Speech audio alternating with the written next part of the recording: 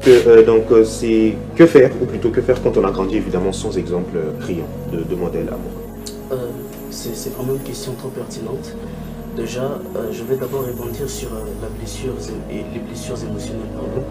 Alors, moi j'ai toujours pensé et j'ai toujours cru qu'il est salutaire de guérir une âme malade que plutôt de chasser un démon. Okay. Lorsque vous lisez Luc chapitre 4, le verset 18, Jésus, quand il donne le carnet d'adresse de ce qu'il doit faire pour son ministère, il commence par dire: l'Esprit est Seigneur sur moi. Il m'envoie un pour annoncer la bonne nouvelle, pour deux pour guérir ceux qui ont le cœur brisé. Ce qui est étonnant, c'est que dans la décharge, la guérison des cœurs brisés précède même la délivrance des captifs. En d'autres termes, pour Jésus, le privilège serait d'abord qu'une âme soit restaurée. Parce qu'une âme malade, c'est vraiment un très grand obstacle. Et c'est malheureux pour ces personnes qui, en manque de repères, n'ont pas pu être exposées au modèle.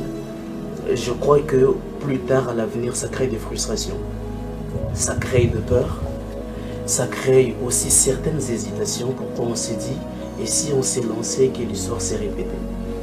Et s'il se faisait qu'on se voudrait dans l'aventure, mais que nous vivions la même chose? Parce que je pense que le leader n'enseigne pas, parce qu'en parlant des repères, vous parlez du leader, vous avez évoqué les parents, les leaders n'enseignent pas.